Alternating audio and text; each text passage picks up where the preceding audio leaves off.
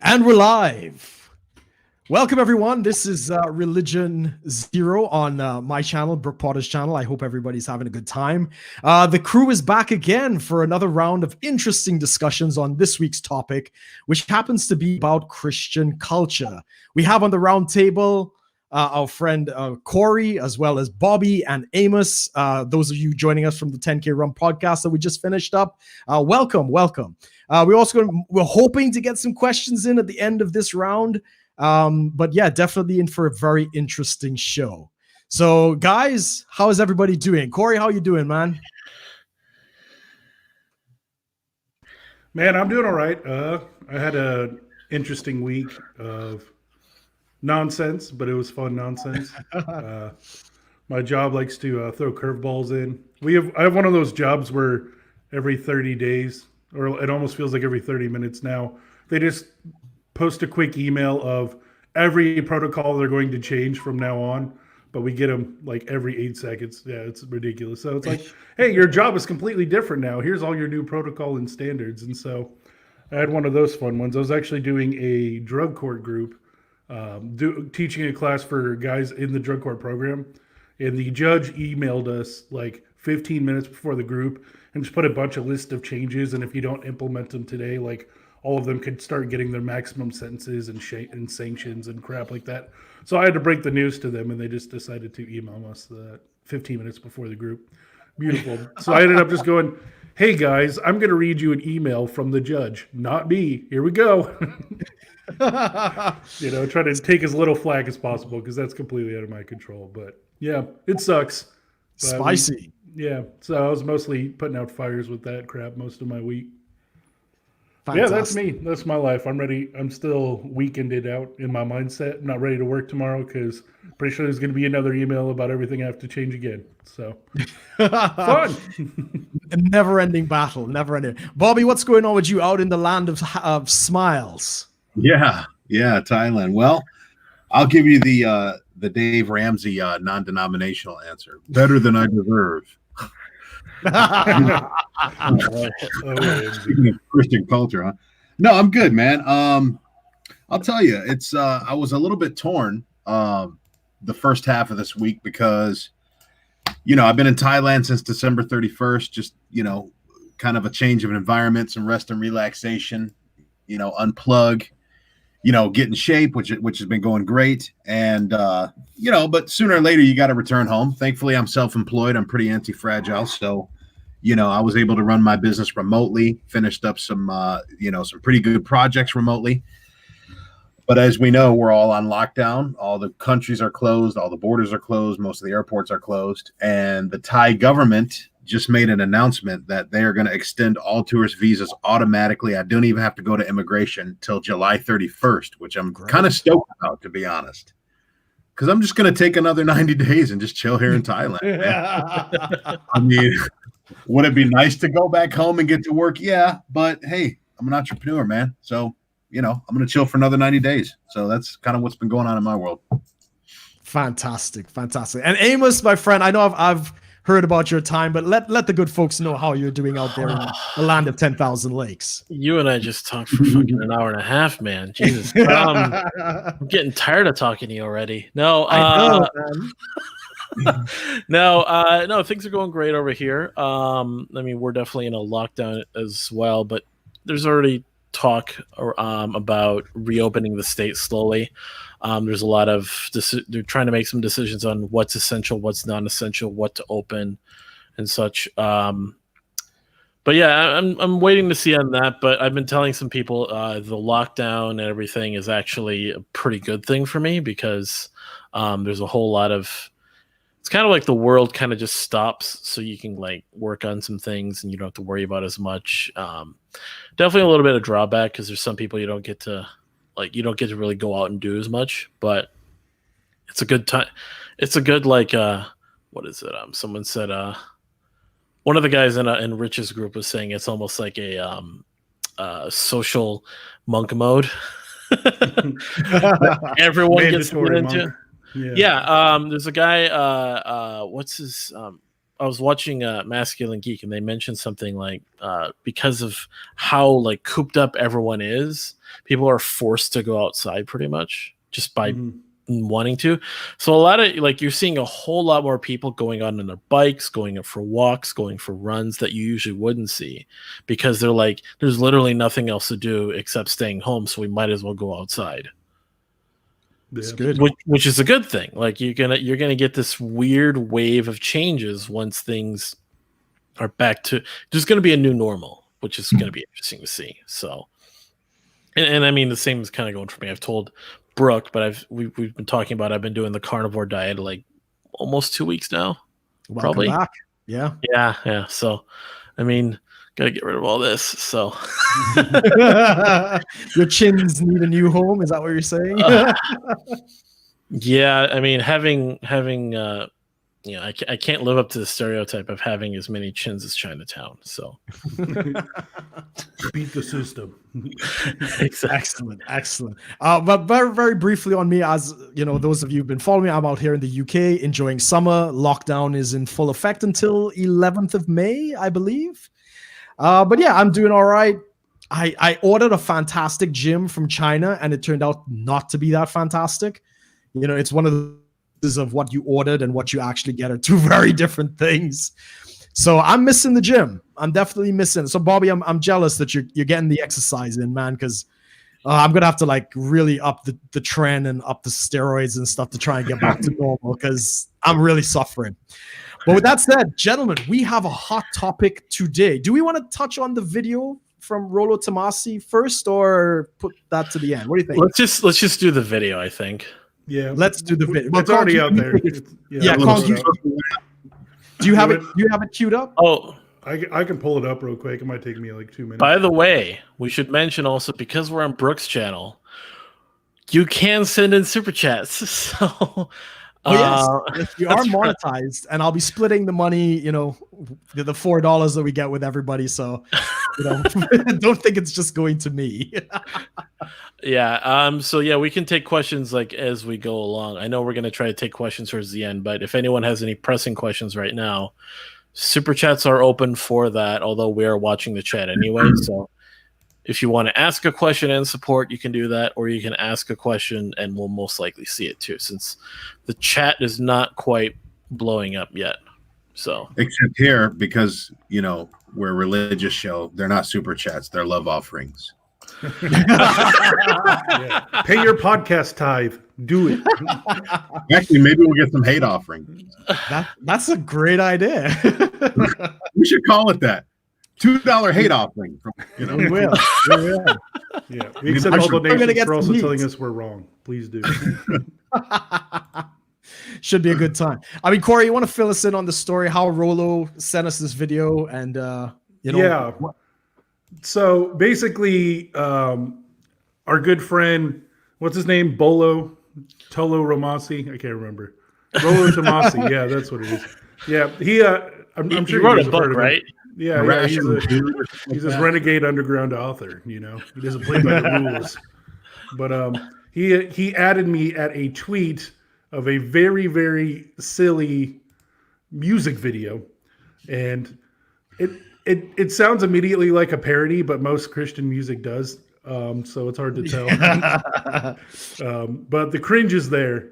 So let me see if I can share the screen. Make sure you're clicking to share audio as well. Oh yeah.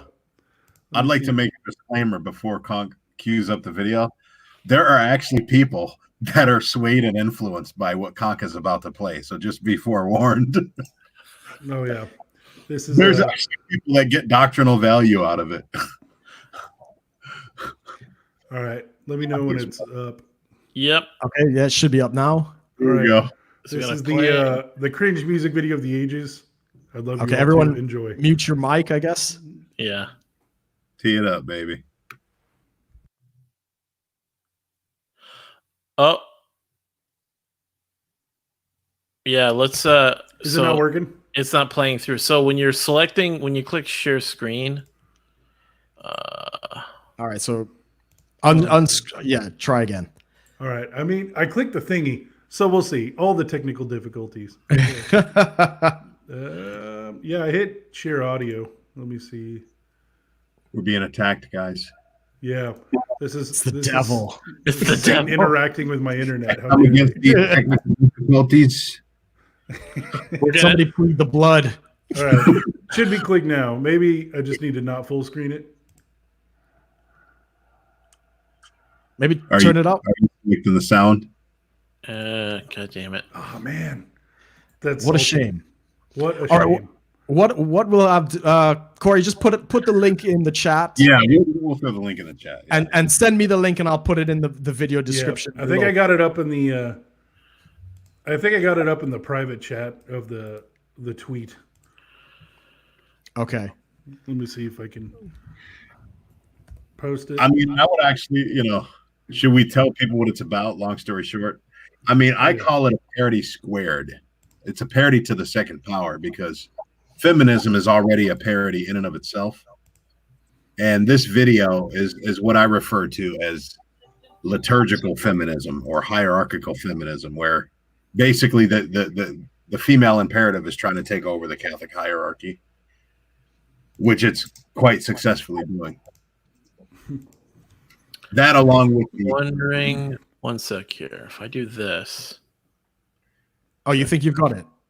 well, I'm wondering what it'll. Whoops. Is this? Does Ah, it there play we go. through? Yeah, Yeah. that's got it. Okay, I'll mute my mic.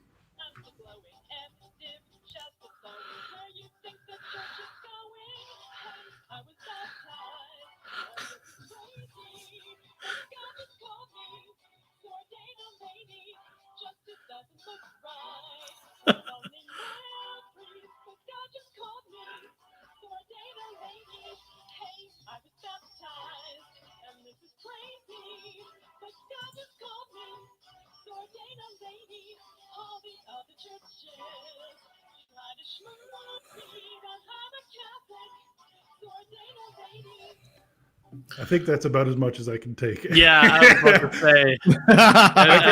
My cringe levels. I can only have so much a day, right? Yeah. I'm at capacity. I'd rather be a sharpshooter. Oh yeah. I think, well, Bobby, you are the resident Catholic on this. There's so many topics we can pull out of that video, as I was sharing with you guys in the private chat. Women in ministry, the role of scripture, all these things. But Bobby, take the floor, man. Tell us what you think of the video. Well, long story short, I mean, and this is a whole. I mean, we could do a 5-part series, on the topic of. Well, I should make a distinction. I'm all for women in ministry. I mean, the first woman in ministry in the New Testament was the Blessed Mother. So I'm all about like women serving God. Women have their place in the church, like no doubt about it.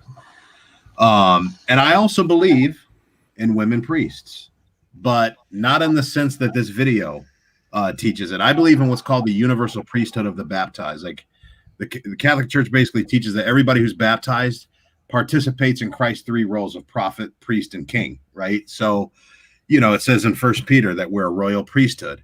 But then there's another priesthood called the ministerial priesthood, and that's reserved for males only. And that's who this video, it's not a video, it's a parody, is aimed at. And it's basically an old battle cry of feminism to basically, as Rollo teaches, it's the feminine imperative trying to swallow up the masculine, where it's basically invading the church and women want to be ordained. And long story short, and again, this is a whole other show we could do, but the reason why that's untenable, the reason why, as funny as that video is and as much of a joke it is, women could never be ordained to the priesthood. And I'll basically sum it up by saying that women who believe in female ordination, like this parody teaches, it's basically promoting spiritual lesbianism and spiritual gay marriage. It's really what it's doing. And the reason why is because Christ, over 15 times in the New Testament, is referred to as the bridegroom, right? The church, which is us, is the bride, which is feminine in that sense, because the church is receptive, the feminine receives, right? Christ is the masculine bridegroom that gives, right? So priests, according to the sacrament of holy orders, when they're ordained, they're configured to Christ. So it's a masculine sacrament, and it's reserved for males only. So to try to put a woman in there, it would be bride and bride instead of groom and bride. You know, I mean, when Mel Gibson made Passion of the Christ back in 2004, I'm sure he wasn't trying to cast Julia Roberts to play the role of Jesus Christ. You know, it's a male representation. So so that's why that video is a joke. And again, we could do a whole show on the topic of women's ordination. And we got you being Orthodox. You're Orthodox, right, Brooke? I'm trying to remember. Yeah, I'm closest to Orthodox. They share a very similar perspective. Yeah. So I'm curious, okay, because you guys have holy orders, which are still valid, even though we had this split in 1054. What's that like in the Orthodox Church? Do you have a bunch of femmes trying to invade that space too? Not as much. Yeah, not as much, because a lot of it is in the Eastern Church. So you got the Coptics and the Russian Orthodox, Eastern. So it's more in the Middle East and Russia and these places where feminism really hasn't taken root. Yeah. Now, I've yet to actually visit any of the Orthodox churches out here in the UK. But I mean, there's a lot of contention about the role of the priesthood and the separation between laity and priesthood, and the sacred and the unsacred and stuff. A lot of those debates are happening right now, again, because of the incarnation. But that's an entirely different show. We'll probably touch a little bit on that in terms of our topic today, which is Christian culture, looking at music and movies. And again, it's that whole, what's Christian, what's not. Those same debates we're going to be having today and the same discussions we're having today is what's taking place in the Eastern Orthodox Church right now. So, yeah, man. Corey, this was your idea with today's topic. It got blessed in my hands a few days ago, so I knew we should roll with it. But yeah. I mean, to me, the video points out like super obvious. It's almost like its own caricature, right?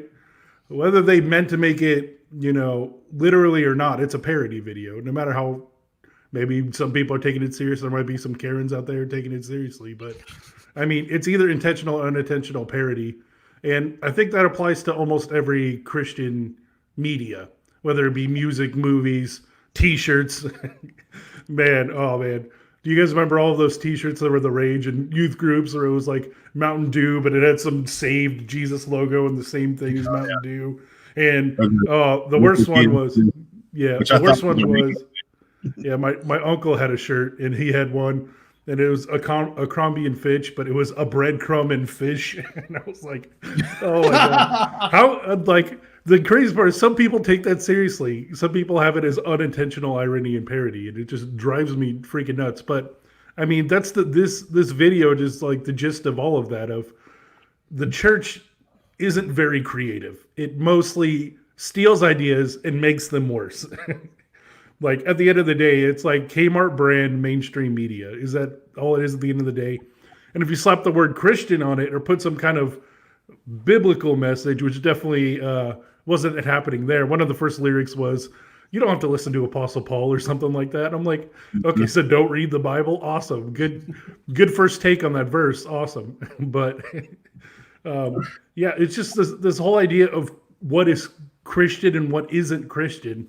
Like, it's mostly stealing mainstream media as a base and then twisting it for your ideology, right? And it always comes out as a Walmart or Kmart brand version of it in the first place. It's always objectively bad music. Yeah, exactly. What about you, Amos? What are you thinking? How much do you love this video and the truth it speaks to you? Oh man, I'd rather be listening to Nickelback. Good. That's harsh, man. It reminds me of a lot of this like stuff. Even when I growing up in church, just all the shirts. Like, I mean, when I went to like summer camps and stuff, they tried to keep like the name of the summer camps were all pretty like non-cliche for the most part. Like, you didn't call it like relevant camp or something like that. There was that, but then like you could go into like the the church bookstores and whatnot and find like these stupid shirts that are like, I think there was like they've probably done one where it's like the Coca-Cola logo, but it's like have a I don't know what the old It's usually motto- Jesus Christ. Jesus in the Conk Christ or salvation, Yeah. something. Just they throw in all this stuff. And I remember actually I had a couple of those. I had those shirts. So I had a. You guys remember Nintendo Wii, the Mii's, the little characters you play as? Yeah. So someone had one where it was one made of Jesus, and it said "He saved me," but it's HII. It's supposed to be like me. Oh. Like he saved me. So I wore that around and stuff, and like only ever got like once someone like, oh hey, cool shirt, man. Dude, I don't know if I can do this podcast anymore. My cringe levels are at capacity, man. I'm gonna need to go like repent on behalf of these people and their shirts. It's some self-flagellation. Yeah. But yeah, it's just the level of cringe, the trying to be relevant. It's like, oh, we're supposed to be, we're in this world, but not of this world. And it's like, we're going to make all the shirts that look like their stuff. We're going to make all the music that looks just like their stuff. It's like music, music is music, art is art. But when you're trying so hard to be relevant and just fit in, like, it's like people aren't stupid, Yeah, everybody knows you're doing it. Like it's inauthentic. Yeah, it's not authentic. I mean, VeggieTales, I was down with. Like, I could still, like, if I watch VeggieTales, man, you know what? Like, it'll be like one of those things, like, if your kids are watching, like, let's say your kids are watching, like, a kid's cartoon, like, really kiddie stuff. Like, that's how it's seen me if I watch VeggieTales. But then you want to show me, like, Bible Man or something like that, I'm going to be like, no, just... No. This is Power Rangers with a biblical twist. No. Don't even put them in the same category, man. Kid you not. In Detroit, where I grew up, on Grand River and Telegraph, which was a very popular intersection where they used to do quarter-mile drag races, there was this old motorcycle club. It was shut down. It was bought out. And I kid you not, it was called the Upper Room. And it was a Christian nightclub. There's a biker club here in Minnesota called Seed of Abraham. Now, Seed of Abraham. Now I won't diss him too much because they were doing like security at an event that I was at. A Christian event? Yeah. Oh wow! Okay. Guys in like whole biker gear and everything, but then the back it's like a lot of like obviously iconography and stuff, and they're called Seed of Abraham, and they consider it a bit of an evangelical opportunity because when you sign up as a biker club in like some of these states, you're in the same ranks in the same sort of sphere as like the Hell's Angels and all this, so they kind of see that as like a.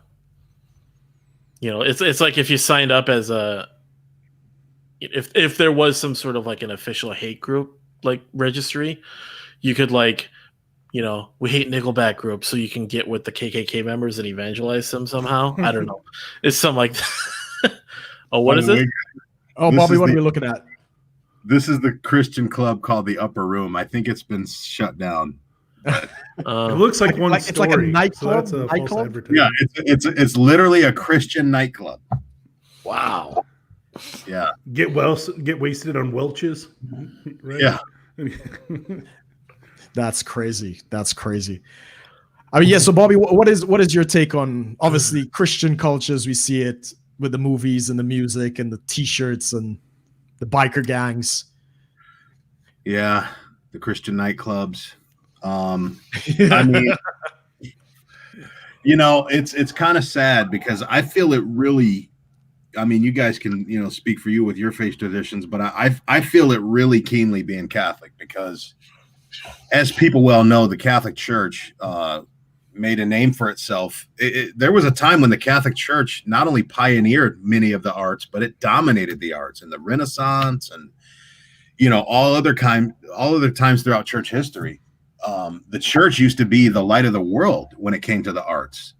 And in fact, the world used to actually look to the church. The world used to draw inspiration from the church for its Christian art. Not only like literal art, like the kind you see in the Vatican and throughout Christendom, but also with music. You know, lots of the great composers throughout history were Catholic, and their music was inspired by their Catholicism, and they would make songs about different articles of Catholic faith.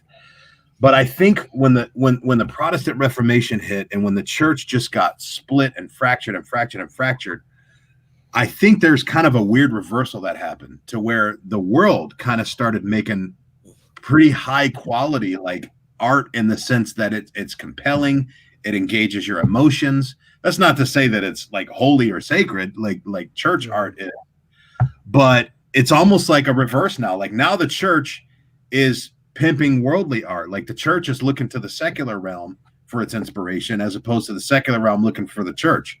And it's, you know, it just reminds me of Matthew 5:13. You know, Jesus said that we're supposed to be the salt of the earth. And a lot of people look at that saying of Jesus like, what does that mean? What does it mean to be the salt of the earth? Well, you know, Jesus was a man of parables. He was a man of analogies. What does salt do? Salt is a preservative, right? It preserves from corruption. Without salt, things rot. And it's the job of the church to preserve the world.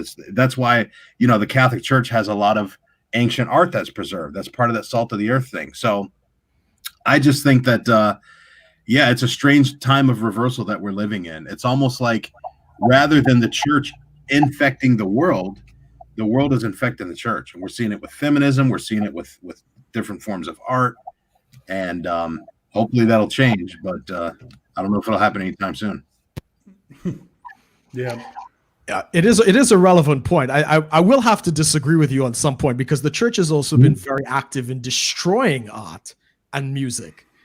So like Clement of Alexandria, one of the early church fathers, he would actually write about trying to spiritualize all of the instruments in the Psalms. So like, the Psalms would write, worship God with your thimble and the this and the that. And he tried to spiritualize it.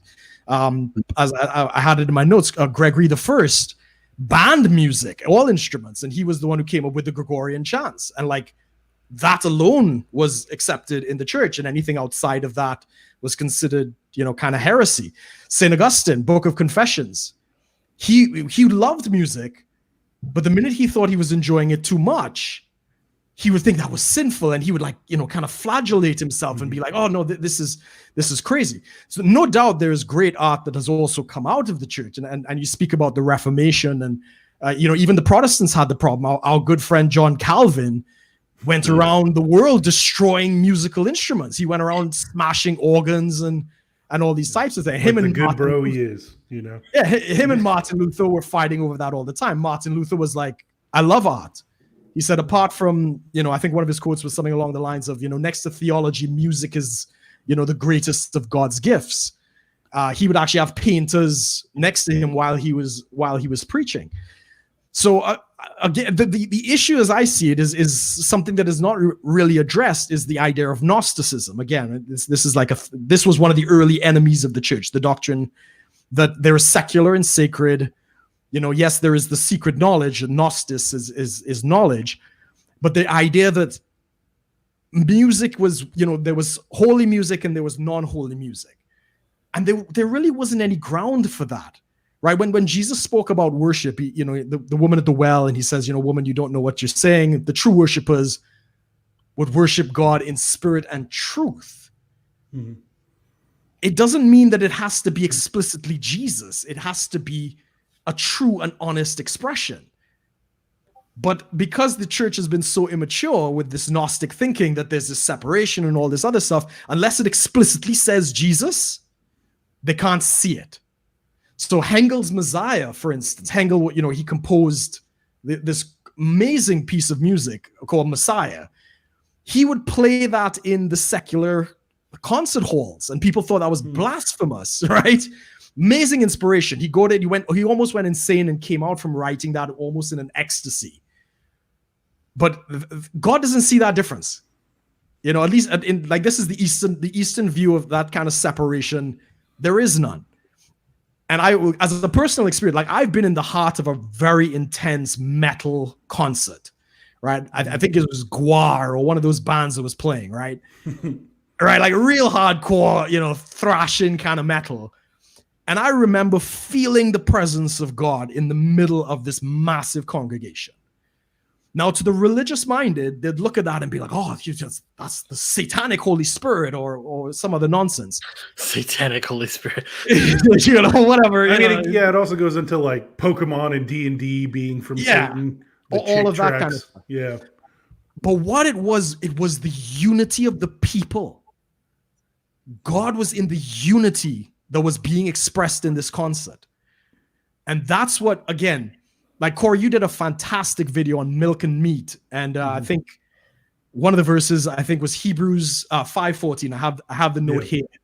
And it goes on to say, "But strong meat belongs to them that are full age, even those who by reason of use, having their senses exercised to discern both good and evil." The immature need Jesus. They need it spelled out. Like, they need the Hillsong. They need that label to be told this is good. But for the mature, they recognize creativity is God. Unity is God. Beauty is God. Even though it doesn't explicitly say Jesus, the mature would look at it and be like, yeah. So in the middle of that rock concert, the unity of the people with the music that might sound very demonic, God was in that as well. And that's why I think this is the debate that's going on right now in the Eastern Orthodox Church. I could be completely wrong, but I love that because Nickelback is fine, right? Metallica is fine. No. Man in the Mirror by Michael Jackson is a fantastic worship song because it's spirit and it's true. If you want to change the world, start with yourself. So it's not as easily, at least I think God is that big. I could be completely wrong. What say you guys, man? Yeah, I was going to say this ties in a lot to the concept. I know Rollo says it a lot. I don't know if he coined the term or maybe it was a Del Rock thing, but the term Christian Kosher, where Christians will only partake of something if they stamp the word Christian on it. And that's a very common thing in mainstream and even like throughout history. If it doesn't have the word Jesus or Christian or God somewhere on it, which is even more vague because, this could be Zeus music, right? Or Thor. I'm wearing the hammer. Yeah, dude. Viking music's great, but I'll rant on that another time. But yeah, the idea of Christian Kosher is that it's only spiritual if we say it's spiritual, right? And like, to me, that is a very normie / noob thing, right? It's kind of the sheeple, whatever word you want to use to talk about the masses, right? They aren't really thinking for themselves. They're only doing what says the word Christian on it. And most of the time, like I said before, the word Christian is literally just labeled on stuff that was already around and then just making a worse Kmart version, right? Exactly. And so I don't know if you had Kmart in Brook. Brook, I don't know if you had Kmart in the UK. I know what it is though. Yeah, it's a house shopping center. It's like it's more generic than Walmart. It's like one step lower than Walmart. But they always make a Kmart version of something they copied off mainstream and then stamp the Christian Kosher seal of approval, so that now you're allowed to partake in it. Otherwise, everything else is of the world and Satan, right? So and you see those all the time. I mean, I think one of the craziest ones I've ever seen it was in a Walmart bargain bin. So that's good. But it was Christian Rock Band, but they had to call it something else. But the game Rock Band and Guitar Hero, where you play those kind of things with the lyrics and the fake guitars. It was literally that as a Christian Kosher clone, but it was only K-Love songs. What is K-Love for those of us not from the US? So K-Love is like the biggest epicenter. It's basically the televangelist version of Christian radio. It's kind of like the biggest one. It's in every state. It's probably in Canada too.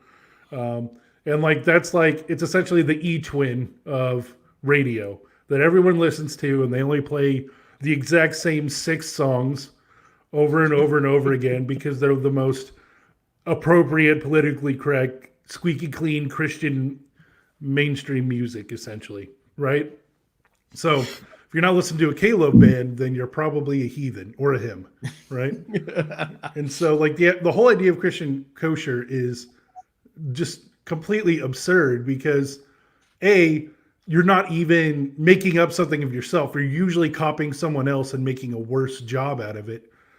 And then B, you're like, well, this is like a side thing, is like it's also stamping out any type of creativity, right? Yeah. It's literally like it's almost like the big business model where you just take something that's already successful and then just make it slightly different and then just try to ride the trend and ride the wave, right? It's just yeah. I got more to say, but I don't want to take the whole pulpit yet. Maybe next time. Not to get political, but it's like you kind of look. There's this interesting line of logic within it where, let's say, your typical right wing Christian types are kind of like, in the political sphere, they're kind of like, China's taking all our jobs and our stuff, and they're copying everything we do, and they're not original, they don't have creativity, and then they turn around and, oh, look at my Reese's peanut butter cup shirt that says Jesus on it, Interesting thought process there, where it's like, you can't. It's wrong if someone else does it, but if Christians do it, it's all for the glory of God. That we can just copy whatever. I remember. It's pretty much more cringe than your Kids Bop. You guys remember that? Yeah. No, I think I would take Kids Bop over that. So Kids Bop is basically where they'll take a lot of like your pop songs of the year, and they'll do like a best top 20, top 30 or something, and it's all like kid-friendly versions of the song. Okay. So you can take some of the most vulgar hip hop song talking about, banging hoes, doing all the drugs, fucking drive-bys and stuff, and then turn it into, we're just banging about the O's, and we're driving by in a nice neighborhood. They make it very kid-friendly. So you got these songs where it's all sung by kids. It's like the pure flicks of hip hop, like. Yeah, it's like here we're gonna make the pre-K friendly version of this really raunchy song that's really popular with the kids or whatever. It's just so it's kind of funny, like it's like that, but like Christians do it even worse.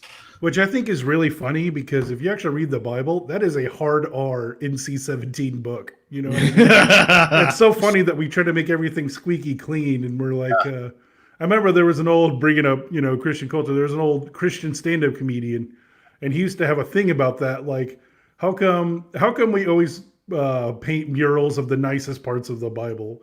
And he's like, well, no, I'm going to make it realistic. And he was pretending to paint a mural for like a kid's bedroom, and he's like, oh, here's everybody drowning to death on the rocks in Noah's Ark. Are you talking about Tim Hawkins? Literal. Yeah. Huh? I mean, I think it was Tim Hawkins. Christian comedian. I mean, he doesn't even like that. Like, he doesn't like that term necessarily, like being called a Christian comedian, because he understands, like, I'm a comedian that talks about Christian things. Yeah. That's what he wants to be known for. Yeah. Well, I mean, he says that, but he knows his audience. You know what I mean? Yeah. If he goes off doing normal stand-up, he probably won't go very far. Right. I mean, it's funny you guys talk. I mean, there's parts of the Bible that I don't even think scholars are aware of. Like, I'm sure you guys heard the verse Ezekiel 23, verse 20, where it says, there she lusted after her lovers, for their genitals were like those of donkeys. And whose that of horses. Like, that's in Ezekiel 23. I mean, Song of Solomon. The Song of Solomon is porn. Yeah, it's literally porn. Yeah. fucking rivers flowing from her, and yeah. But my thing is this. I mean, Catholics are a little bit different when it comes to me. We're more open-minded because we don't have that Puritanism. Yes. I would call it more puritanical than Gnosticism. Because the thing about Augustine still had some baggage from his old sexual past. He had a kid out of wedlock. He was a sex addict. And, so usually when you have a radical conversion, like a guy like Augustine, he came from Manichaeism, which is like a higher tier of Gnosticism.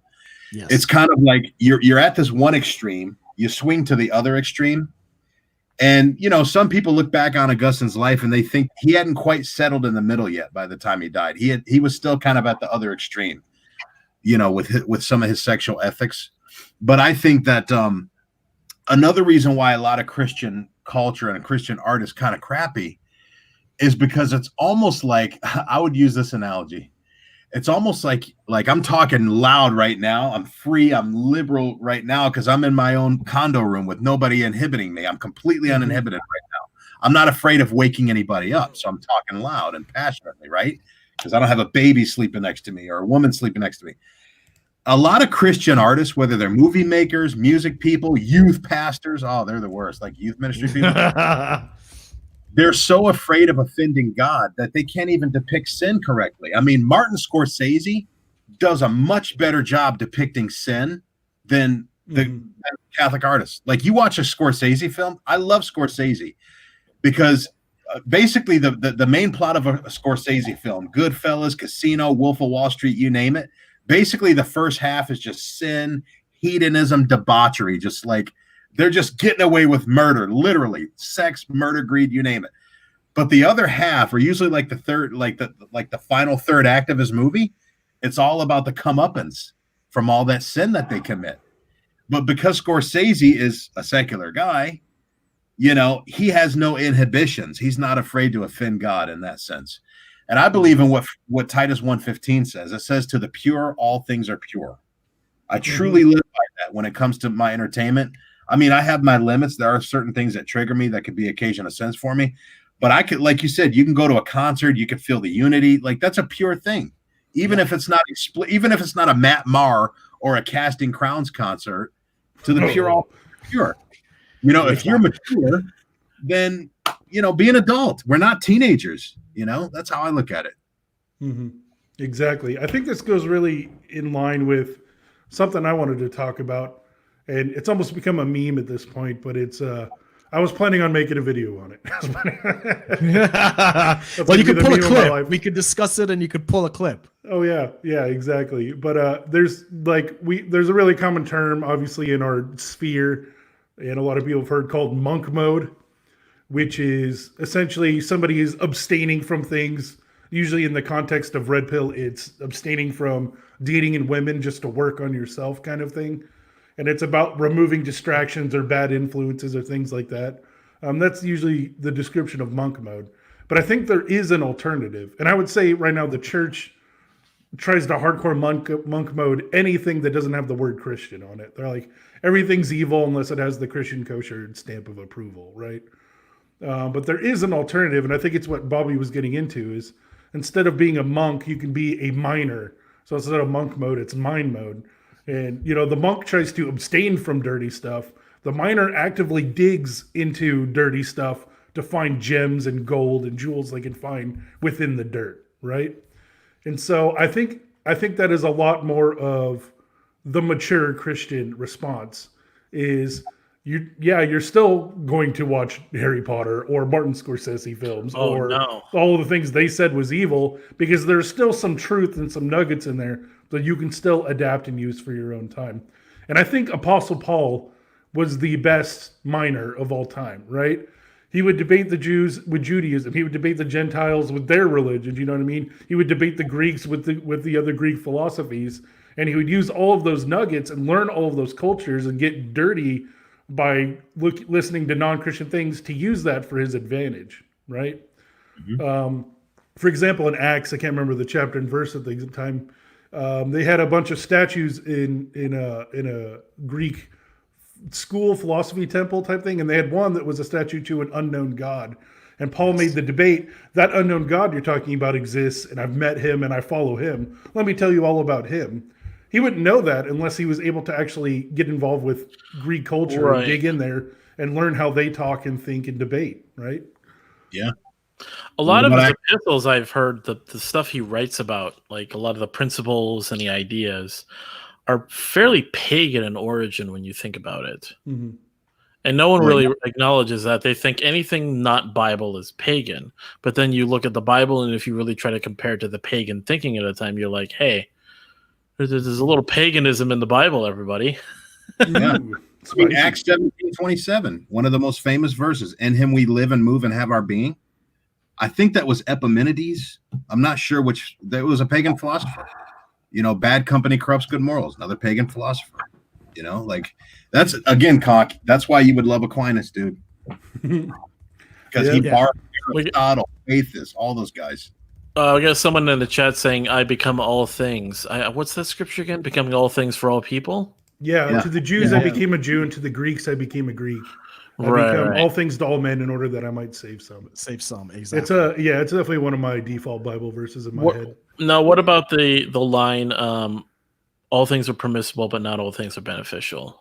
Yep. And I think that also goes back to what Bobby's saying. It's an individual experience. It's a subjective part of the faith is your blind spots. You know what you're tempted with.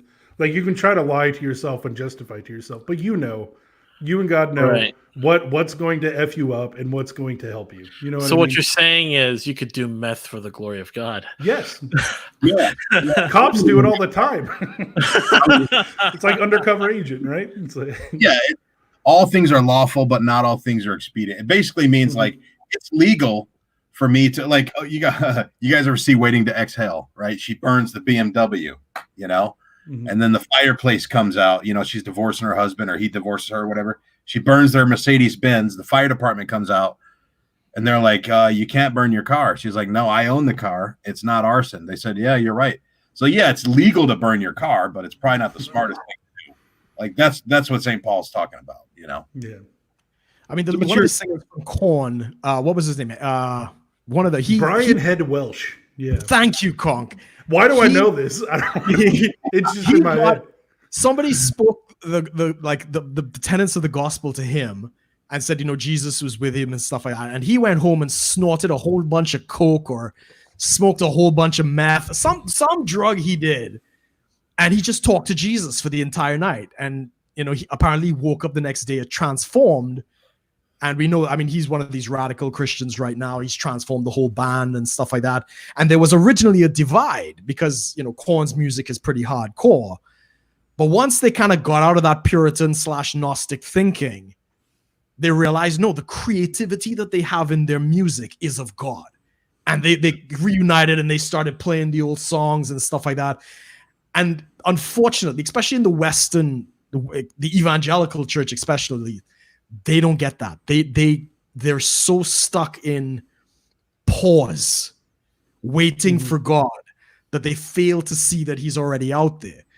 And to the point that you're making about, we know our limits, but we don't know our blind spots. Honestly, if we knew our blind spots, there wouldn't be blind spots. But I know what the point you're making is, God has set us free and he trusts us with his spirit. And he's like, live your life, play the game.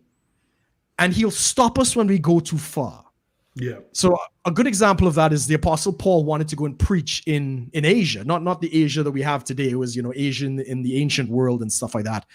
And he said he just decided upon himself. He wanted to go and preach in Asia. And he started, but then he writes, the Lord hindered him because there was another plan on who to send to Asia.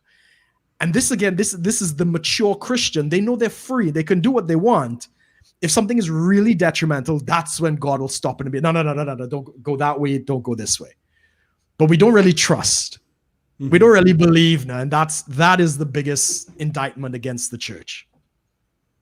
Yeah, I totally agree. This is a lot of I don't know, it's kind of your point plus other points. It reminds me of the whole debate of license versus legalism. Yeah, that's a good topic. That debate. That another video.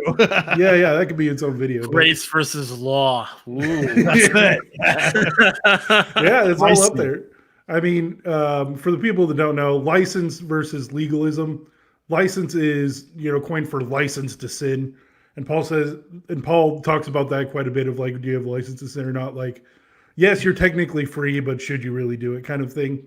I think it goes back to subjective. And then the other side is legalism, where you're still trying to hold yourself under the law. So it's that debate of how free are we versus how much do we still have to follow rules, so to speak. And I think our church, especially when it comes to the whole Puritanism and all of that, it's pushing really hard on the legalism aspect from both like the left and the right, right? They just have different definitions of what their law is. One law is, you have to be a good little Christian boy, go to church, marry, get 2.5 kids, and vote for Trump, right? That's what a Christian ought to do. And then the other half says, no, you have to be involved in social justice, and you have to, find the cries of the oppressed and help them any way you can, and fight the man. And that's the legalism you should follow, communism, right? Yeah. Jesus loves Trump or Jesus loves communism. Like they're two sides of the same coin, kind of like I was talking about last week. They're both different forms of legalism Christianity. Well, you still have to follow these laws and be a good little boy in order to be a Christian. They just have different ideas of what those laws you should follow is. But, we're free from the law. All things are lawful now. Yeah, it's like there's three isms that play into here. Gnosticism, Puritanism, and Pharisaism. There's lots of Pharisees, man, that just he's dining with sinners. Yeah, kind of an attitude. Yeah, the holy than there pridefulness. Yeah. Karen. No, it's you really like this Karen meme, bro. Dude, she's everywhere in Christianity. Yeah. Karen meme's going all across the red pill right now. Everyone's talking about Karen. What's the male equivalent of a Karen? Is it a Spencer? Is it a it's not a Chad or a Tyrone, obviously. No, it'd be a spinster. Yeah. Maybe Keith. Keith sounds like he's a simp, a good do-gooder. Keith and Karen. Keith and Karen. My stepdad Keith. Reginald. Yeah. Oh man. I think there's a real risk. I mean, the music. I don't really care what music people listen to. But when it comes to Christian movies, I think this is something we should probably touch on. Oh boy, Bobby, I love what you said. Yeah, I love what you said about the church is not willing to deal with some of the dirty things and the depravity and stuff. I mean, I think we all remember the movie Noah that came out in 2014. Aronofsky. Yeah. Right, Darren. What's his name? Aronofsky. Aronofsky, exactly. Yeah. I don't know if everybody's seen it, and spoiler alert, there's one scene in that movie where the flood has come and they show all of the animals and the people drowning. And they're trying to swim to the surface. And we all know what the connotation. It was so brilliantly done. And I was in the cinema. I was like, this scene right here is worth so much. You have no idea. You will never see this in the church, but this is a true depiction right now that the church would never put forward. And the girl that was next to me, she was pissed and walked out, but that's another story. They showed bad things in a Christian movie. Yeah. And they even toned down some of it because we know there was incest involved with the kids, right? It was like, yeah. But they even played that down because they said they got wives and stuff like that. But they didn't. Okay, so they didn't go as far as they could have gone, which I appreciated. Yeah. But some of it is dangerous. There was another movie that came out about Love Wins, or about a man who's divorcing his wife. Oh, sorry, I got a police van that's coming. Oh, Fireproof. Fireproof. Thank you. God, man, anything Bobby, you're really up on this. Oh man, the cringe. But what was really sad about it? All right, it's a film, and he's trying to depict Jesus and he's trying to love his wife and stuff. Okay, good stuff. People thought that was real. And people started asking for copies of that book about loving your spouse to save their marriage. And they have kids. They had no freaking kids. Christians, because it says Christian on it, they start to take it as gospel, even though it's entertainment. And I think that is very dangerous. What say you? It's like an imprimatur, Yeah. The Christian imprimatur on it, And here's what I truly believe, guys. If you're going to make art, and if you're going to label it Christian, even if you're going to slap the name, even if it's Jewish, even if your last name is in Berg, if you're going to represent God, you have a duty. In my opinion, you have a duty to be brilliant because you're representing God. Sure. You're representing the creator of the universe. It reminds me of Peter Kraft.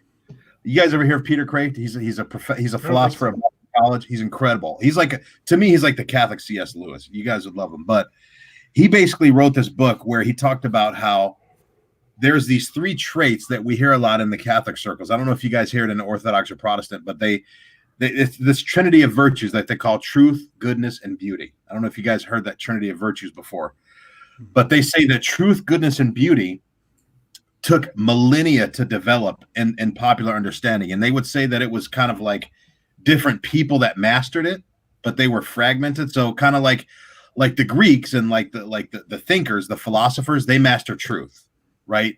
The Jews mastered goodness with their laws, like being just, right?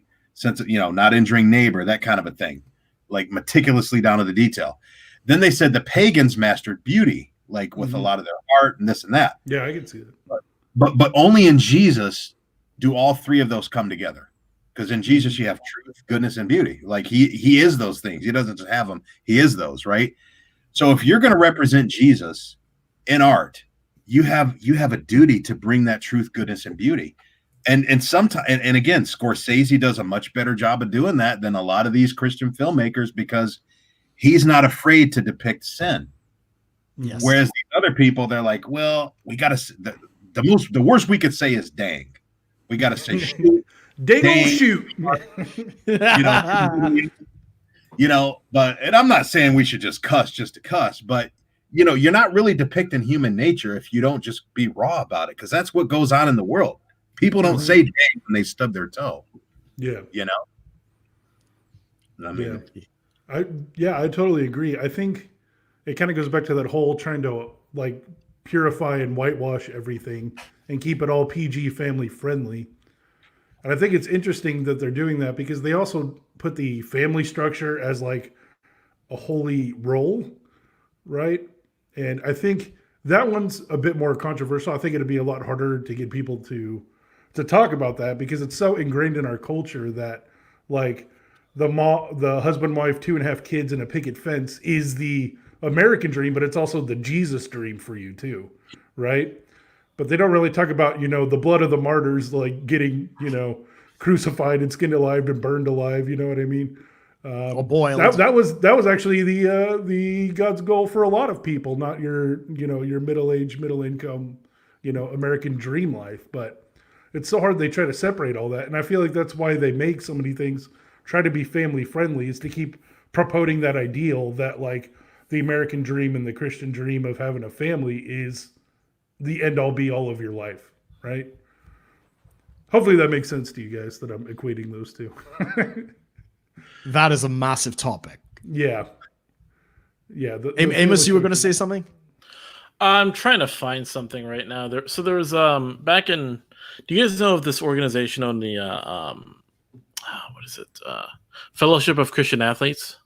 Yeah, my uncle used to work for him. That's where he got his breadcrumb and fish shirt. Yeah. So Fellowship of Christian Athletes is like a high school and in some cases college sort of. They get chapters or groups all over the country in schools, and it's like a Christian athletes come together, and it's they'll do usually the way it usually goes is they play some sort of a like game, some sort of there's mostly athletes there. It's basically Christianity in school for jocks. It's what it is. Awesome. So I was part of that, doing that, and became one of the leadership individuals in it. And we went to one of the teachers. So teachers will run it like after school. We went to one of the teachers' houses to watch a movie, and it was. I'm trying to find what movie it was, and it's hard to find. It was popular at the time.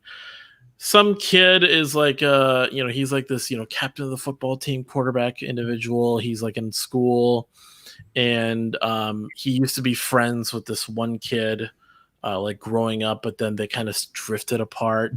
So that kid got really lonely and depressed, and goes to school one day with a gun. Doesn't shoot anyone, basically pulls out the gun. Everyone like freaks out thinking it's going to be a school shooting. Then the kid kills himself in front of everyone. Whoa. So then there's this whole thing of, this kid kind of like, he's shocked. He's like, oh, that was my best friend. He's dead now. So then he kind of leads this whole thing. He also has a girlfriend who he got pregnant. And like she's talking about getting an abortion. So it's like it's all these issues that Christians go through, where it's like he's trying to like reach out to the less popular kids. He's dealing with his girlfriend. Is she going to get an abortion, or is she going to keep the kid and he's going to give up his football career or whatever? All this stuff going on, and it's all this, and it was just complete bull how the pastor that he encountered was like, well, why is this happening? He goes, well, God works in mysterious ways. Like, really? It's kind of like, well, we don't always know what God has planned. Like, he's like, my best friend killed himself. My girlfriend's pregnant, wants to get an abortion. And you're just saying she can't because God doesn't say it's okay. And everything else is just, oh, we just don't know because God is whatever. And I'm watching this and I'm just like kind of going with it. So at the end of the movie, like they turn off the TV and one of the teachers like turns around and goes, wow, that was an intense movie. And I'm sitting here like, that's intense. Yeah, I'm thinking, and I'm like, what the hell is this? So they kind of have everyone like share and talk about stuff and their feelings and all this. And I give the most basic salvation message you could ever give. Kind of like from I'm sitting here, I'm like, at this point I was maybe 17 or 18. I'm giving the most basic message ever on salvation. Not any like put your head down, put your hands up. It was like talking about God's grace and it's renewed every day, stuff like that. Very common stuff. You know, you could have that relationship and all this stuff. It wasn't proselytizing. It was just kind of like sharing a message. This is what I feel about things. I share this and all the teachers looking at me like, wow, that was pretty good, Amos. I'm like, did I just out preach all these faith leaders? You can't handle a movie where someone shot themselves and it was just kind of typical life stuff. I mean, granted, someone killing themselves is not typical life stuff, but it's kind of like this is the real world and we're thinking that's too intense. I give you this pretty basic message and that's way better than what you do. It's just typical Christianity can't really handle that much of the real world. You know, it's funny you mentioned that, Amos, because I don't know if you guys remember this. I think it was sometime between 06 or 08. There were two movies that came out, and they were both about abortion. They came out that same year. The first one was called Bella, and it was Catholic produced, from what I understood. It was a decent movie. It was a nice story, you know. But there was this other movie that came out after it, made by a secular producer. I think Judd Apatow was tied to it. Like you know. It was called Juno, blew Bella out of the water. Completely secular movie. And if there was a young woman in my life that was contemplating like getting an abortion, I would show her Juno to deter her before I would show her Bella. Yes. Even though Bella was like in your face, like, and they were both pro-life movies, but Juno was way more realistic. It was way more just down to earth, man. Mm-hmm. Exactly. And it all ties back to like mining mode or being a miner where you're able to dig through actual, secular mainstream stuff, because a lot of times they have like better hot takes on truth, right? They don't have to go through the censorship and the squeaky clean agencies and powers that be. You know what I mean? They can say it as it is, right?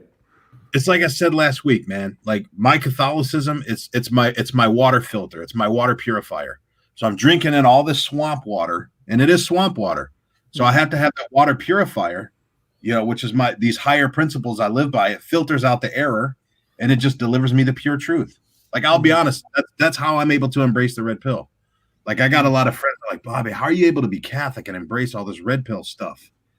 I use the Catholic water filter, man. And the salad buffet mentality, just like I preach, have that with the manosphere, have a salad, take what you like, take what you don't like. I wouldn't apply that to religion. Like I swallow the whole scroll when it comes to religion, but when it comes to human behaviors and these praxeologies, filter it out, man. Take what you want and what you don't, leave. Yep. And isn't that the root of a praxeology in the first place, right? It really is. A toolbox, use what you need when you need it, right? Boom, done, right? As soon as you turn into an ideology, that's when poop hits the fan, right? Yeah, I mean, not even wow, really? Did you say poop hits the fan? Yeah, I'm trying to get a Disney sponsorship, so you guys can. Wow, that's a bunch of shit. Like not even all the red pill content creators agree with each other 100%. They disagree with each other. Rollo and Dr. Sean had what I thought was a great debate. Rich did a great job being a fair and impartial referee. So even they filter each other out. Like, just have your filter. Yeah, correct. Yeah, I used to always say if you agree more than 90% with what someone says, it's probably a cult. Yeah. Like you could find the most wise man in the world, and I'm still gonna disagree with at least 10% of what he says. Right? If you're trying to be that guy 100%, another human, then you're probably in a cult. Yeah, and it's also very feminine behavior too. Exactly. Keep your frame, guys. I mean, what we're hitting on a lot of different topics. I know we do want to do a Q&A at some point. So, Yes. Corey, do let me know. But I think a very big part of what we're dealing with is that the church is not as you said, we're not being real. We're not addressing the real issues. If we can't even figure out what music to listen to, if this is what they're fighting over, right? How are you going to deal with abortion? How are you going to deal with homosexuality, trans rights? You've been praying to God for something and it doesn't work, right? Your prayers have been failing. And because the church has been unwilling to deal with those real issues honestly, people are walking away. Now, it doesn't mean they're walking away from the faith. They might be walking away from their denomination and their congregation. But that's the honest truth, is that the institutional churches and stuff like that don't have all the answers, but they won't admit it. And people they're not comfortable with just questions. Mm-hmm. And that's a whole other topic, but I think that's a large part of what we're dealing with right now. People are looking for something real. I personally believe, and it's not quite a disagreement with what you just said, Brook, but me personally, otherwise I wouldn't be a member of it. I believe the Catholic Church has all the answers, but I believe that there are people in the church, in the hierarchy, that suppress those answers and that actually fight against it. So then it doesn't have all the answers for everyone. Well, it has all the. Again, it's the separation. It's the distinction between the dogma and the practitioners. Like the dogma, and the it's not being fully proclaimed like it should be. Sure, but ultimately, the result of that, it doesn't have the answers for the people, which is the point I'm making. Even if you believe it does, and I don't think any church has it fully put together. Just that's my position, right? I think they've all got bits of it. If any church had it all perfect, we'd worship that church, right? Instead of Christ. It would become an idol just because of the nature of man. But even in what you've just said, Bobby, maybe they do. I'll give you the benefit of the doubt. Maybe the Catholic Church really does have all the answers. But if you can't get it as a layperson, as a member of the church, you have the same problem that I have, that the church is not giving you the answers you're looking for. Yeah, it's like there's the fullness of truth, but then there's having access to the fullness of. It's kind of like this. Like last week when I gave my intro, I distinguished between homosexuality in the church and homosexualism. There is a difference. One is the inordinate struggle for same-sex attraction. The other one is the culture that promotes it, and it's the homosexualism that's rampant. Sure. Which is an example of that. Real quick, I just posted the StreamYard link into the chat to see if anyone wants to join. Yeah, hit us up, guys. Because we got about 20 minutes ish going into this. If anyone has any questions, definitely hop in. We'll let you in. But if you're just coming over here to obviously screw around, we kick you out right away. So why don't you DM Rolo? Is he free or is he doing his show right now? Yeah, I think he might be prepping for his show because this show is about 30 minutes or an hour after ours. But but he's down to come on eventually. He wants to talk about his new book. He also wants to talk about, I think, more of a deeper dive of what we were talking about at the beginning with that video of like the females in the church and the feminine, like the more meta narrative of like how the female imperative is integrating in everything, including your religion, right? And I think those are the topics he was mostly interested in. We'll just have to see what day we're all available to do it. So I think since that's a big one that Rolo likes to talk about, I think we should make that the topic for that one. Yeah, because there's definitely a difference between what I'm kind of hearing in general, like just the red pill as a whole, when they talk about sort of women in ministry. Like Bobby, you brought up a good point. Like, okay, women in ministry is one thing, but it's more so what role they're playing in ministry is kind of the big problem. Like, if like when I see a lot of these like, what the heck? You don't see a link. It's right there. I just shared it. I don't know why it didn't go through. But no, when you're like I've gone to churches, so like this really big church here in Minnesota they go to, like, you know, they'll have like the wife of the senior pastor, the lead pastor would do like women's ministry, or she'll do other things. Like I kind of see women in ministry would be kind of like the first lady in the White House.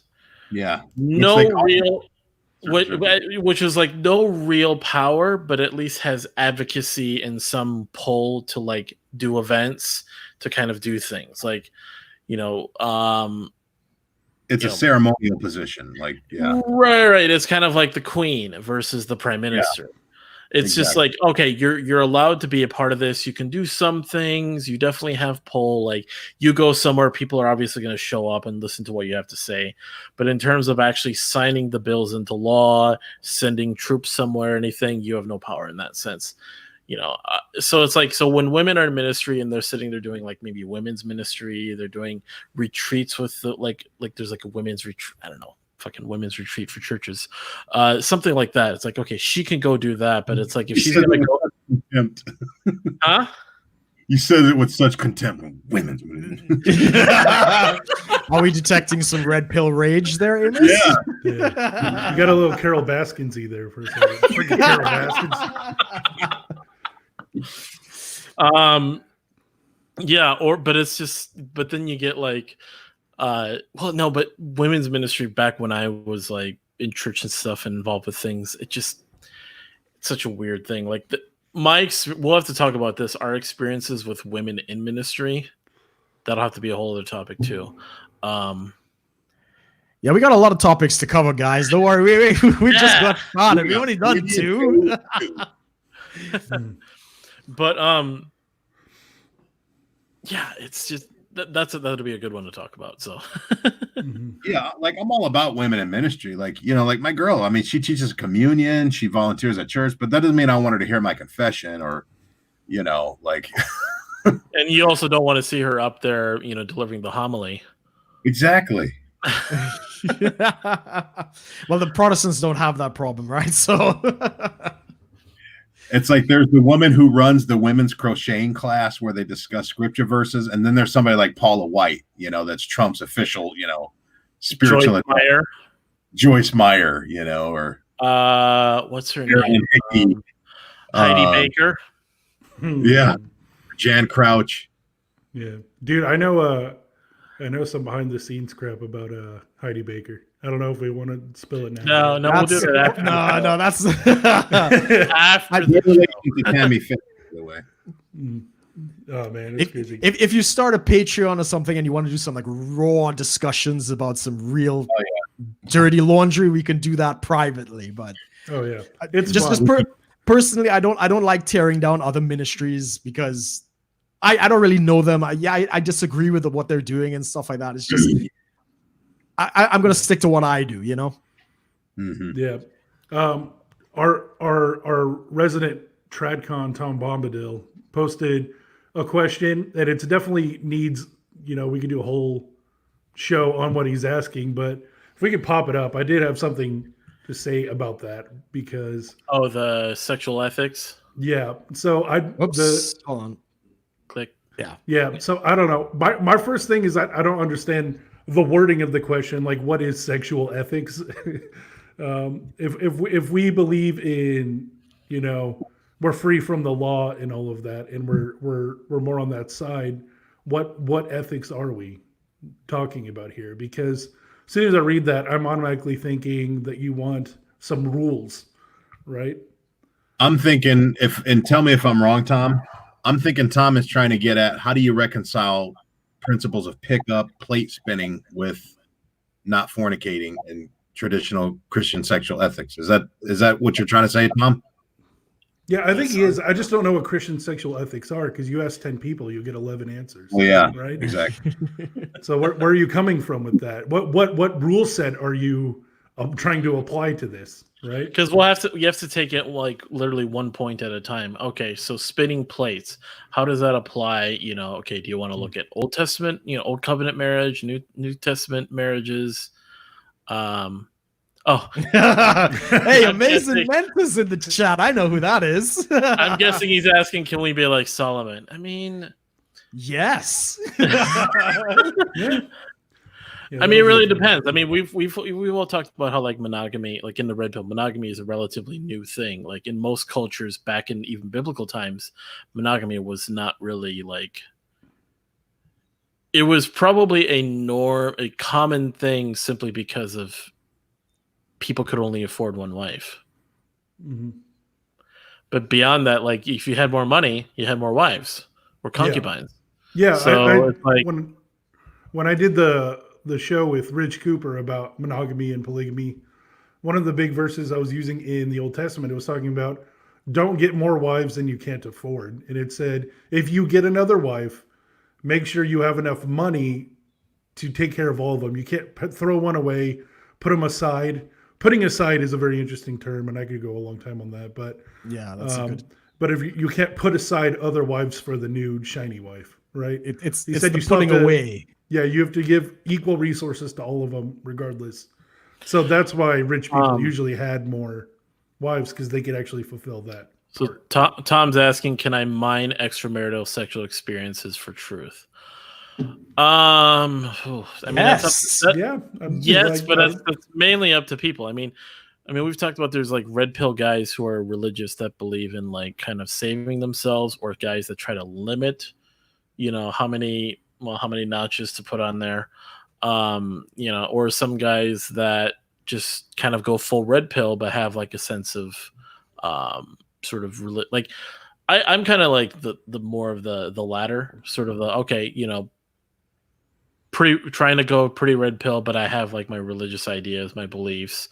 Like, I'm not just like there's times when I can maybe see sex as a means to an end, or, but then if it's like shared with someone who's maybe like an LTR, or possibly, married and stuff, then it becomes something different. Like it is definitely a special thing that is happening. I'm not denying that. But it can't, it's not meant to be like taken so seriously. It's like, oh, I can't just do it, whatever. Like I'm not gonna go do it with whoever and whenever. But if I want to, I should be a problem for me, I think. Yeah, I don't know. To me, it's how I look at the whole Christian ethics of sexuality. You got to realize, like, the book was written 2,000 years ago, right? I remember like 5 or 10 years ago, there was a big debate about, like, at least where I was around in ministry, of like, should we use the Bible to like justify or not justify driving SUVs for the environment? You're not going to get that answer there. There were no SUVs. Like, you know what I mean? They didn't know what global warming or any kind of climate change was. You know what I mean? It was completely irrelevant to that time and that culture. And so likewise, if you're going back to biblical culture, then you should be getting a girl and getting her pregnant at 14. You know what I mean? But we don't live in that world. We don't live in that society. You better pay her father a good amount of money too. And you better cow and a goat, that. throw that in. Make sure nothing's been in there before you've been in there. Yeah. You want to get really raw with biblical marriage. Like there's all sorts of stuff. Mm-hmm. I mean, I would say from a Catholic perspective, like to add a different perspective from what you said, Conk. Yeah, the Bible was written 2,000 years ago. Some books were written, 4 or 5 years ago. Yeah. But human nature wasn't created 2,000 years ago. Humanity's still what it is. It's fallen, and there are certain remedies to that fallen nature. One of which I believe the sacrament of marriage is, which Augustine taught, that marriage can act as a remedy for concupiscence, which is a fancy $10 word for saying our inclination towards our lower nature, towards sinful tendencies. But me, like I said, it's all about that water filter. Like, can you apply red pill principles in a marriage? Absolutely. Mm-hmm. But I believe, as a Catholic, the only way that you can express your sexuality is as a married person. And I still hold to that. And again, without the grace of God, it's impossible to do. Like just on sheer willpower, there's no way you can do it. But, with God, all things are possible. But kind of like you said, Conk, sometimes you have to mind. Like, you can't find red pill concepts. You have to go outside of the church, not leave the church, but you have to explore outside of the church to find like basic human behavior concepts that are just, I won't say not taught, but are no longer taught. Because I believe there was a time the church was pretty red pill, but it lost its way, you know? I would agree with most of what you're saying there, Bobby, except there's a different take in the Eastern Orthodox Church where Christ has already done the redemption. So we're no longer fallen. The first Adam has been destroyed. He's been taken into the grave, and we awake to our new creation realities. And to answer the question about sexuality, you go back to the original intent. You go back to the Garden of Eden and you start asking questions about sexuality in that context, because that is what we're being restored to. We're being restored to the garden. And that's not as clear because obviously there was some copulation going on between relatives in the garden sense. So it's a very different thing. And the Eastern Orthodox Church has always had a room for prostitution. The Catholics as well. In fact, to this day, the Catholic Church still owns a brothel in the Caribbean. It's one of the oldest brothels in the world, left over from Augustine, of course. But these are the real questions. These are the real questions. I'm almost 40. I don't know I think Amos is probably the youngest among us. I am. And in this world, if the only answer to sexuality the church is going to give me is wait until marriage, not many men are going to make that to 40. I'm not married, so I'm almost 40. If that's the message they're telling me, and people are getting married later and later in life, it's doomed to fail. Men are not going to sustain virginity. Well, some will, some are called to that.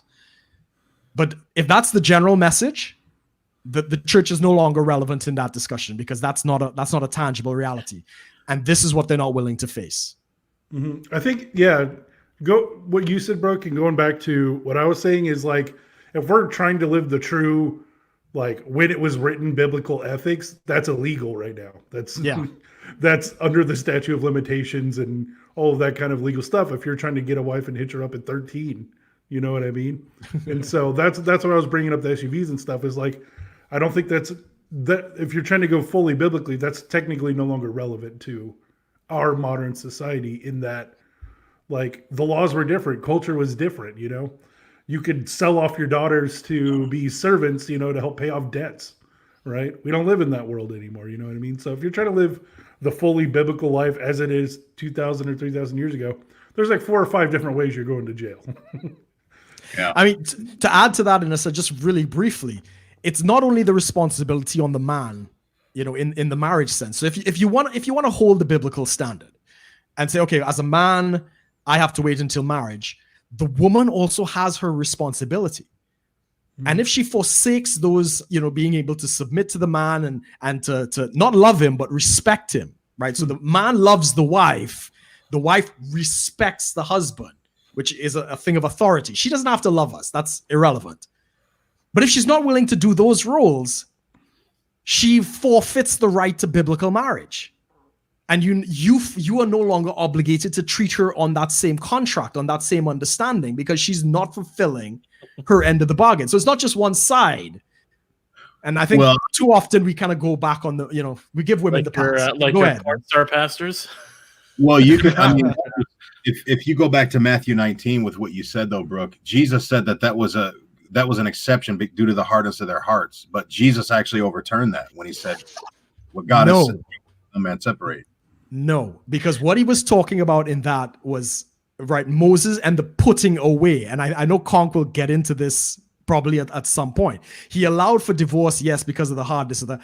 But what he really hated was the putting away, which is marrying a new wife and ignoring, with no resources, the previous wife. Yeah, the more common analogy would be like a separation without divorce, but you're still marrying new people, right? Yes. That's it. So you're not giving her any resource. And that is a Jewish cultural thing that we've misinterpreted to mean modern divorce. Yeah. The whole idea in general of marriage, husband, wife, divorce, all of that, it's so different than it's when complicated. They wrote it. You know what I mean? And it kind of goes back to the Gnostic and the Puritan influences is like, there's some documented stuff, and I could bring it up later, of like them changing the words in their definitions. They're kind of, to be extra controversial, they're very Mormonizing it, where they're taking the same words and changing the definition. Just when you thought the Jews were really good at banking, they got really more complicated with everything else in their culture. Well, that's a very good point, Amos. That is a joke, everybody. But it's a good point. The Bible is a Jewish book. Oh, it very much is, yeah. We are reading it in a Greco-Roman kind of style of one or the other. I don't know if you want to expound on that or not, but if we don't understand those cultural nuances, we build doctrines on things that we don't even understand. The whole thing with Christianity was supposed to be an Eastern religion has been turned into a Western religion. Yeah. Yeah. It is an Eastern religion. Yeah. Well, it kind of reminds me of one of the documents of Vatican II called Dei Verbum, where it was on the divine transmission of Revelation.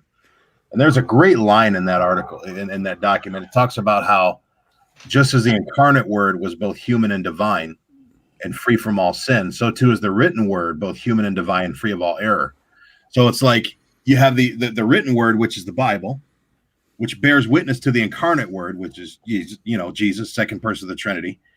And because there's a human element to Scripture, there are certain things that develop.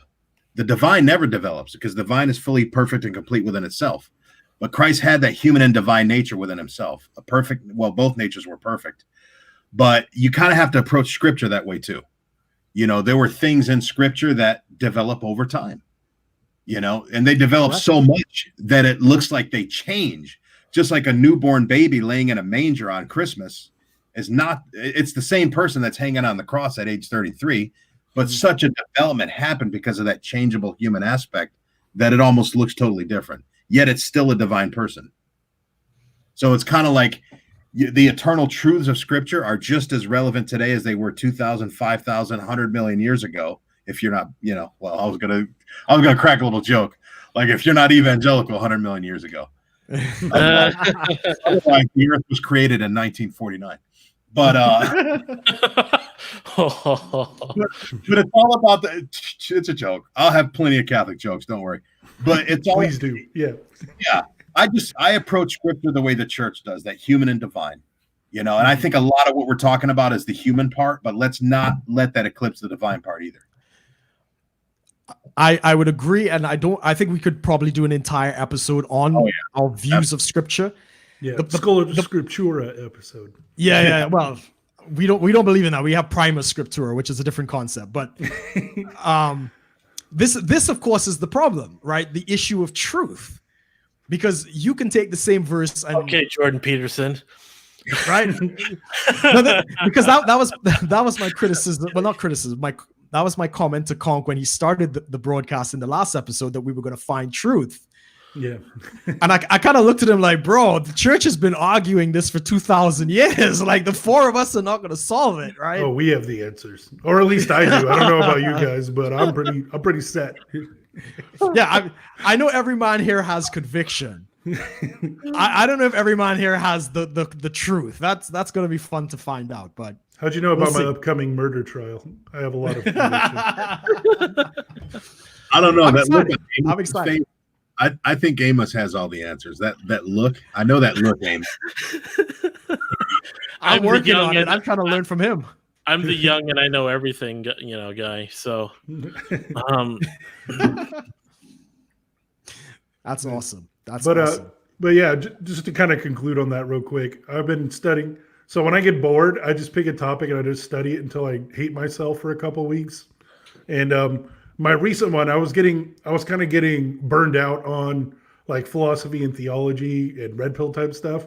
So I've been studying quantum mechanics, just to throw a real curveball out there. And man, the more you study that, the more you realize how stupid humans are. Like we can't fathom freaking anything that actually exists because there's such a big difference between our perceived reality with our senses and like what actually happens. And how much of that we don't know and can't comprehend. Don't get me started on Christian quantum mechanics and string theory. Oh yeah, yeah, guys. I swear I'm getting all of my quantum mechanics material from Ray Comfort, so it's official. It's got the kosher stamp of approval. You mean Kirk Cameron? Because Ray Comfort the footsteps of Kirk Cameron, not the other way.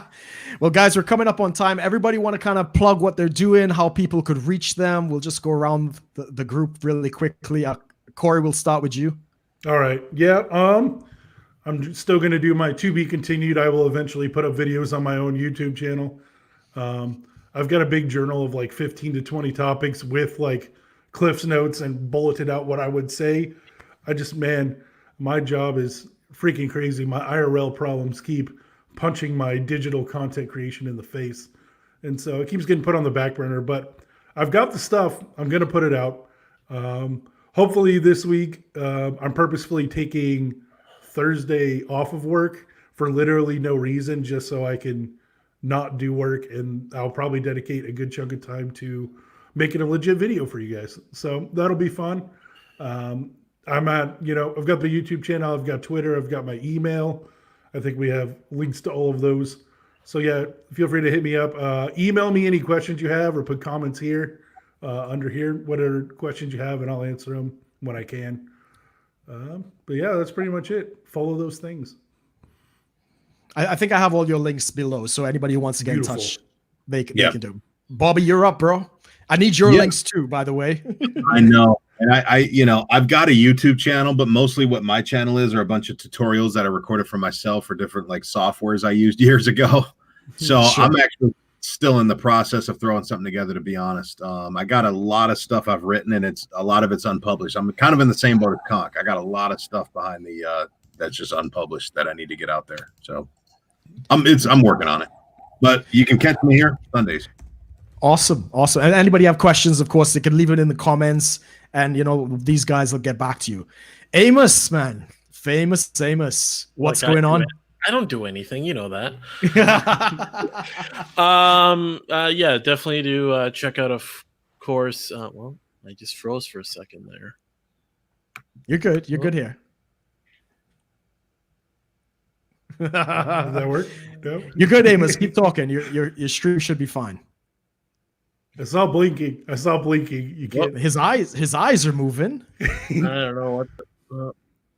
See, he's got that. Well, Amos has stuff, guys. No. All right. Welcome back. Yeah, quarantine internet is real good here. Stop watching so much porn. Hey. Multitasking.